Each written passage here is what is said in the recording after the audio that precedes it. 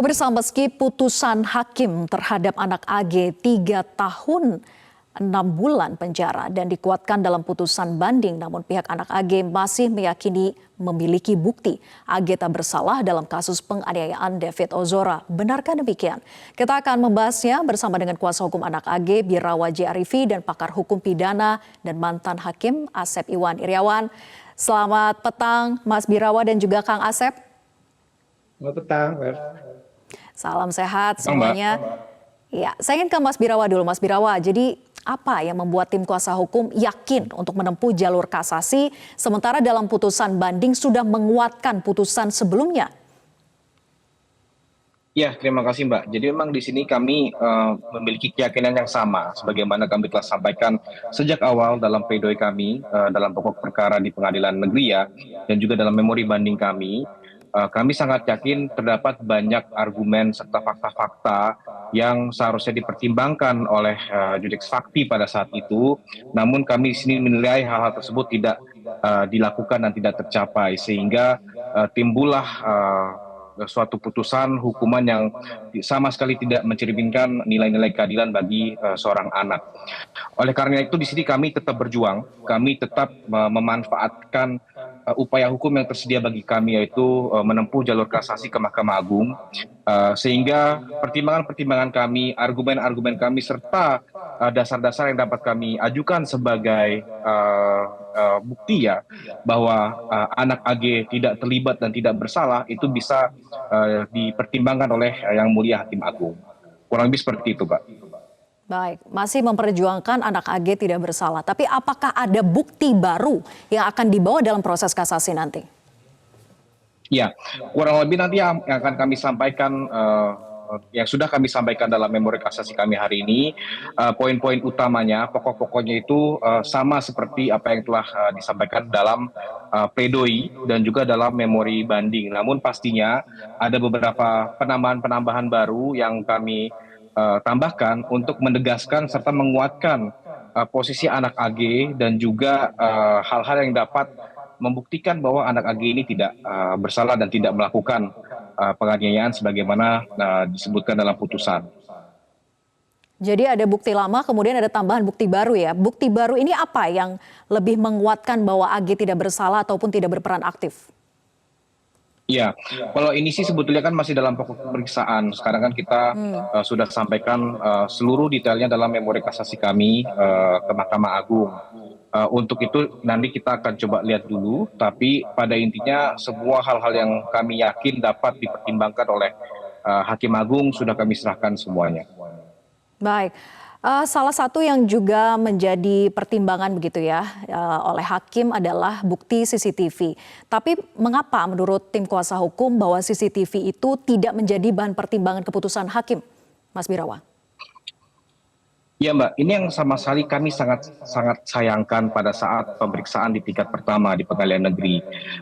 Sebelumnya kami harus menjelaskan bahwa CCTV ini kami terima setelah rekonstruksi yang dilakukan oleh Polda Metro Jaya. Jadi ketika sudah ada pelimpahan berkas dari kepolisian ke kejaksaan, sebelum kami mulai sidang, di situ kami terima dari pihak kejaksaan CCTV tersebut yang termasuk dalam salah satu lampiran ya berkas perkara. Nah, di situ kami sudah sangat berusaha untuk dapat menunjukkan fakta-fakta yang terkuak dalam video CCTV tersebut dalam persidangan. Namun sayangnya setiap kali kami meminta agar hakim dapat menunjukkan CCTV tersebut, permohonan kami itu selalu tidak diakomodir. Padahal fasilitas yang tersedia di Pengadilan Negeri Jakarta Selatan itu sangat-sangat memadai, sangat-sangat lengkap.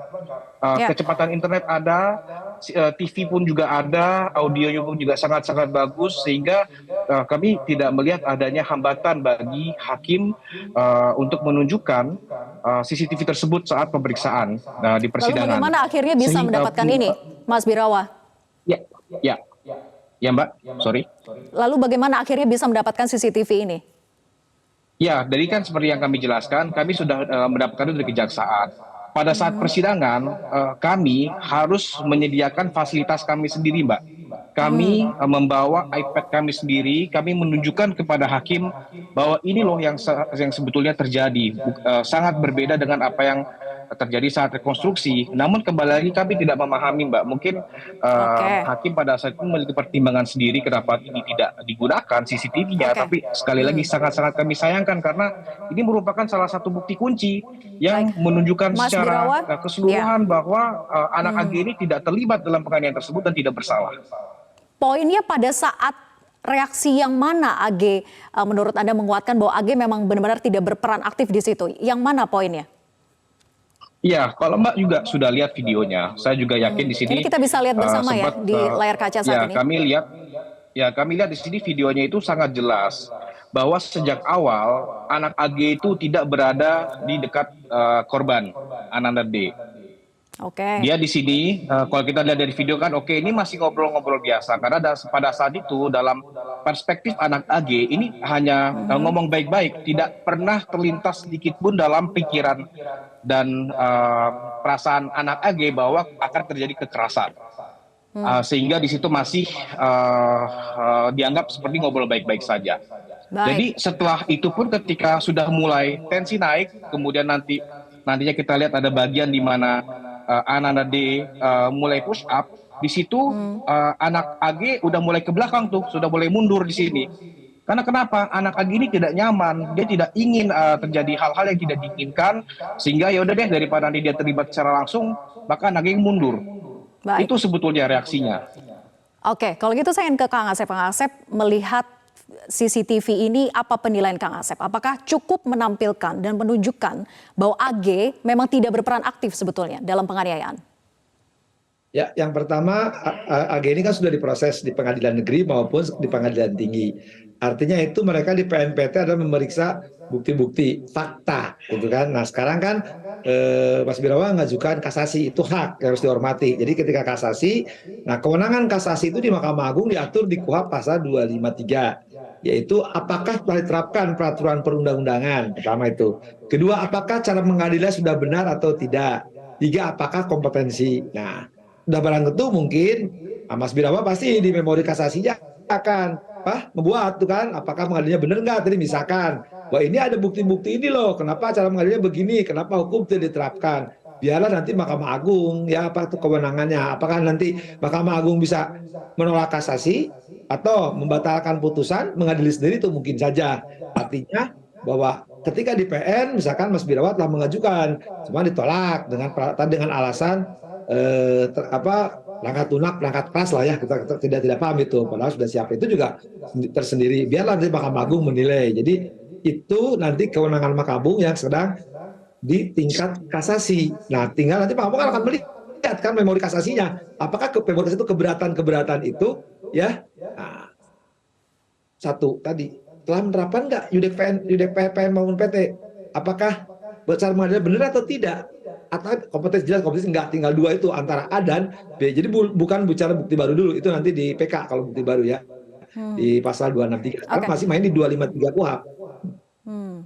Tapi tadi Mas Birawa mengatakan merasa kesulitan pada saat proses di sidang begitu ya untuk menghadirkan dan menunjukkan bukti CCTV tersebut, ditolak oleh hakim. Nah, kalau Kang Asep bagaimana melihatnya kalau nanti di kasasi, apakah akan berpotensi menemui kesulitan itu juga atau gimana? Ya, tadi saya katakan, apakah cara 253 ayat 1 huruf B itu mengatakan apakah cara mengadil telah benar atau tidak. Nah, sekarang kan versinya Mas Birawa mengatakan sudah disampaikan, cuma ditolak. Ya, nah kebetulan saya kan belum baca tuh berita acara pada penolakan itu tanggal berapa. Misalkan Mas Birawa telah mengajukan itu, kan hukum itu harus mengenal audit et atram et partem, harus mendengar. Jadi kan saya tidak membaca putusan ketika mempertimbangkan itu. Nah, apakah itu dipertimbangkan oleh hakim enggak? Kenapa misalkan rekaman versinya dari Mas Birawa yang tadi AG menyingkir dengan saya tidak melakukan perbuatan. Nah, kenapa waktu ditolak oleh hakim? Nah, pasti kan di berita acara pasti saya nggak tahu apakah itu penolakannya kenapa. Cuma kan kalau penjelasan Mas Birawa mengatakan tidak ada alatnya, alat yang bawa aja gitu kan, misalkan saya nggak tahu ya persisnya. Memang kita harus lihat di berita acara enggak, ataukah di pertimbangan dimunculkan enggak. nih ada apa CCTV setelah rekonstruksi kan, itu kan rekonstruksi kan lain versinya. Sekarang ada video. Nah, video itu kan di Undang-Undang ITE pasal 5 itu dikatakan dokumentasi elektronik, informasi elektronik merupakan perluasan alat bukti. Kalau itu sekarang Mas Birawa sebagai penasihat hukum AG meyakini bahwa itu alat bukti yang harusnya rekonstruksi berkaitan itu, tapi baru kemudian, nah mungkin kan di penjelasannya hakim harus menerangkan. Nah sekarang apakah Mahkamah Agung akan mempertimbangkan bukti itu, ya bahwa itu salah penerapan hukum? Ya. Saya nggak tahu hakim Agung apakah melakukan itu atau tidak nanti di Mahkamah Agung. Ketika hakim dianggap tidak mempertimbangkan, apakah mungkin bukti CCTV ini hanya berdiri sendiri, tidak dikuatkan oleh bukti-bukti lainnya, Kang Asep? Ya, hakim itu wajib mempertimbangkan semua, ya sekali lagi dakwaan, ya sekali lagi itu harus dipertimbangkan. Kalau nggak ada pertimbangan atau rasio disidendinya, all faulden the game interfere, jadi kurang pertimbangan.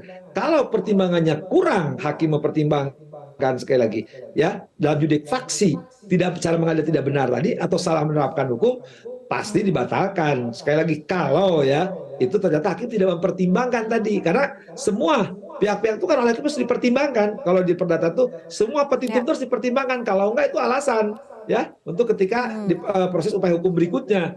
Jadi ketika keberatan baik dari penasihat hukum maupun jaksa penuntut hukum, hakim harus mempertimbangkan kenapa alasannya diterima, kenapa alasannya ditolak. Nah, ketika misalkan tadi yang saya katakan oleh Mas Birawa, dia mengatakan saya menyampaikan, cuman nggak ada alatnya, tanda petik ya, saya nggak ya Mas Birawa yang tahu ceritanya itu. Nah, terus dilihat. Nah, hakim di Mahkamah Agung biasanya melihat tuh di berita acara atau di putusan, ya. Kenapa dulu ketika alat bukti ini diajukan, ya, jadi dipertimbangkan, ya, dipertimbangkan dalam arti, ya, diterima atau ditolak. Apa alasannya? Pasti itu dibaca oleh Hakim Agung.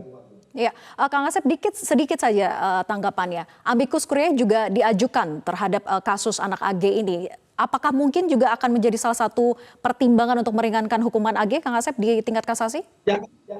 Ya, Amicus Curiae kan kita belajar di beberapa kasus, termasuk terakhir kasusnya Ican juga, hakimnya selalu mempertimbangkan. Jadi bukan bentuk intervensi, jadi ada bentuk perhatian dari masyarakat, ya. Dan itu bagus. Pertimbangan terakhir itu kalau di kasusnya Icat kan dipertimbangkan, justru hakim mempertimbangkan, Amicus Curiae itu dipertimbangkan justru oleh hakim. Nah, apakah nanti hakim ini akan mempertimbangkan mengikuti beberapa putusan yang suka mempertimbangkan Amicus Curiae? Ya kita lihat, karena tidak semua hakim kan sama. Artinya juga karena Indonesia tidak menganut ya ajas jurisprudensi, jadi boleh beda boleh sama gitu. Tapi perkembangan hukum sekarang Amicus Curiae ini ya sahabat pengadilan jadi perkembangan hukum yang baru dan banyaknya diikuti gitu. Baik. Terima kasih Kang Asep dan juga Mas Birawa. Kita tunggu bagaimana proses persidangan selanjutnya di tingkat kasasi. Terima kasih sudah bergabung bersama kami. Selamat petang.